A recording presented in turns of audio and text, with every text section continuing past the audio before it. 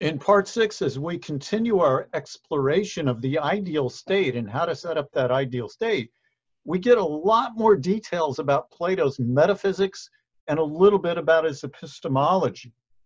And in book 5, we left off with the key to an ideal state is having the philosophers be the rulers, or at least the rulers' philosophers. So those guardian rulers had to be trained in philosophy in order to establish the laws that are good, the beautiful laws, the just law. So that has to take place in order to have the ideal state. Now, Plato raises this concern. Why should anyone think that philosophers would be good rulers? It may seem like an odd question, and then he even goes on to say, look, they're either useless or rascals, we might say, cranks, up to no good, right? Those either philosophers fall into one of those two categories, completely useless or up to no good, kind of those distinctions that Plato makes, but which is very surprising given what he said about philosophy, given what he said about philosophers. So a little explanation as to why he would say this. Well, he says the best philosophers, the best ones who have that soul of a philosopher are useless because other people don't want to be ruled by them, and they don't seek to rule. They don't desire to have those political offices. Instead, they're interested in truth. They're interested in studying. They're interested in understanding the nature of the world, not power, not pleasure, not wealth. So we have that problem with one group of the philosophers. And of course, in the way the system currently is, which is going to be in the way that any system currently is, philosophers are useless or worse. So we have the true philosophers that don't want to rule, and they're going to keep their private lives. And then those other philosophers, the ones that are up to no good, right? The scoundrels might be a good term for this. That's what most philosophers end up being. And the reason for that is because they're raised in a bad environment. They're not raised in the ideal state. They don't get the right training. They get taught that seeking money and power and those things are important. And so that's why they're corrupted. And the best natures are the most corrupted in bad environments. So this is similar to animals. The best animals, which horses would probably be a primary example, are the most corrupted in bad environments. So horses that are not trained well can be problematic. So clearly it's going to be very important how you educate the ruler guardians, the ones who are philosophers. Now, in order to think about the educational process, Plato describes some intricate parts of his metaphysics and epistemology. So we have some analogies. There are 3 major analogies, and the first one has to do with the sun. And what he's doing here is you start with some things that are easily understood. So the things that we can see. So what about this process of vision? Well, of course, you have to have eyes that function well, and you have to have things that you can look at. But unlike the other senses, vision also requires something else, a third thing, and that is light. There has to be light in order for us to see the objects of vision. And of course, the best source of light is the sun. And the sun providing light on the objects of vision so that we can see them provides an analogy with what's going on in the metaphysics of Plato. So for the sun, we have as an analog the form of the good. And what the form of the good does is it provides truth so that we can contemplate the objects of knowledge, which are the forms. And of course, we have to have the mental capacities to do this, to have knowledge.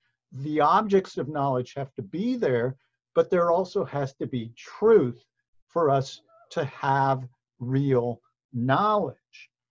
And so just like the objects of vision are dependent on the sun, so we're talking primarily about living things, right? So plants depend on the sun for their existence, animals depend on the plants for their existence, or other animals that depend on plants for their existence. So we all depend on the sun ultimately. So in the same way, the objects of knowledge, which are the forms, depend on the form of the good for their very existence. And the form of the good also provides truth so that we can understand these objects of knowledge.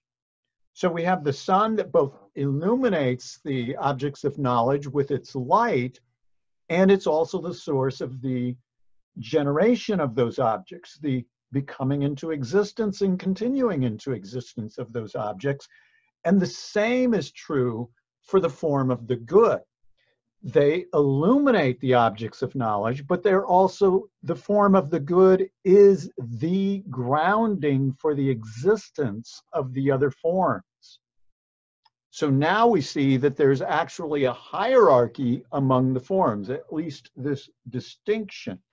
So the forms have this hierarchy in which the form of the good, and maybe we should capitalize that, that grounds the existence of the other forms. Now, this is unlike, say, the Meno, for example, and some of the earlier writings of Plato. So the forms then are the cause of the earthly objects that we see. So we have, if we're looking at a beautiful painting, it's the form of beauty that's participating in that painting so that we can see it and understand what beauty is. The earthly objects, of course, are subject to change. And so when we're actually just looking at a painting, that painting itself is subject to change. It's much less real than the form of beauty itself, which can be contemplated. So let's try to make this a little bit more clear how these relationships work with the analogies of the sun and the divided line. And just as kind of a broad overview, you might think of it this way. For empiricism, we reason from the earthly objects, we use our senses, and then we reason up to the forms, according to Plato. With rationalism, of course, we contemplate the good, we contemplate the forms, and that gives us understanding. So we have a divided line, and it's divided unequally. One way of thinking about this is having a line divided into ninths, the way it's described. And so I just have a lot of things thrown up here. The line is representing a few different things. So on the far left here would be the smallest portion of the line. So let's say that's 1/9 of it. And that would be images. So these would be reflections that we see in water, or maybe shadows of a tree. And so we see those, and then that tells us something about an earthly object, to take it on the literal concrete level here. And so it's the earthly object, of course, that has more substance. It's more real than the image or reflection or the shadow of what we see, what we interact with. So that part of the line is going to be 2/9. And then we have the ideas of those objects. So an idea of a horse, which would be a form of a horse, but we could contemplate in our mind what the idea of a horse is. And then all the way to the right, we have the good, which provides the existence for the forms, like a form of a horse, which provides the existence of the earthly object, a horse, which we might have a shadow of that we see. So we had a third on the left half. So remaining, I would suggest maybe we have 2/9 again for that. And then we have 4/9 for the good. So that's how you get the uneven distribution here of the length of the line. So that's one level, kind of the concrete level, at least on the left-hand part, of what we're thinking about. Now, Plato goes on with that, and he talks about epistemology. He talks about how we understand things. And so we have on the left imagining. So that's what's going on with our eyes. We see something, we form an image in our mind, and then that gives us a belief about something. Pistis would be the Greek word here for belief, usually translated that way, but often in this context of the Republic, pistis might be translated as opinion. In other areas, it might be translated as faith even. But for Plato, we have, that's one thing. When we're contemplating animals, for example, we can form beliefs about them. But to really contemplate, to think, to have thought, so that's the contemplation is the word I have here, could also be translated thought. It's dianoia, and that is related to the forms themselves. So when we think about things in the abstract, then we're contemplating the forms. And then finally, for understanding or noesis, we have a full comprehension, the full understanding of something. And that's when we have the understanding of, we grasp the form of the good, we understand how it's related to the form of individual forms, like a right triangle or horse or something like that. And we could go back down then, moving to the left on this line.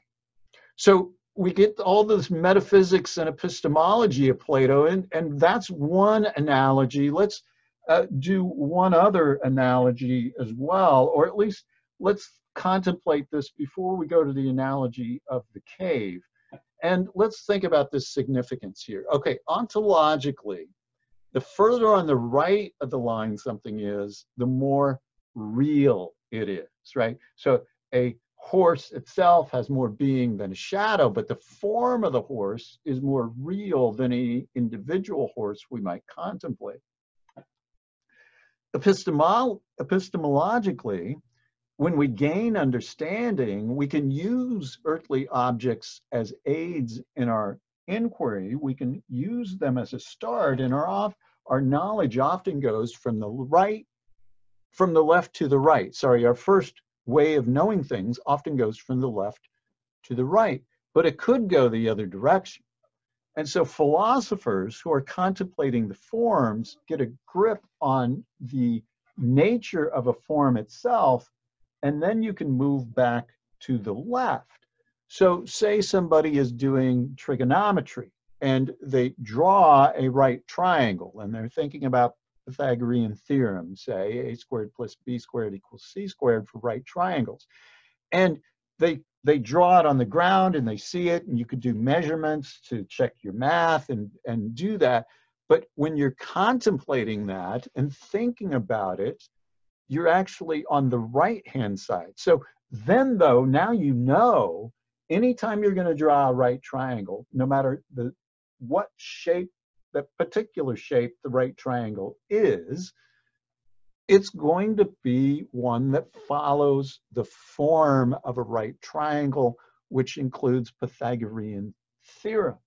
And for Plato, he thinks you can do this broadly speaking in the sciences. This is how you progress in science. You contemplate the forms, and that tells you about the nature of things. So ultimately, then, the good is the greatest thing to contemplate, and it's contemplated through the use of understanding, not, of course, through our senses at all. We don't need senses to contemplate the good.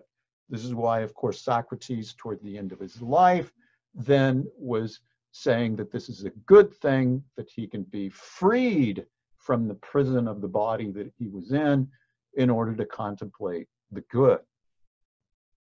In part 7, then, we're going to go on and look at the analogy of the cave, the third analogy, to help us even more fully understand this relationship between the form of the good, forms, other objects that we come in contact with our senses.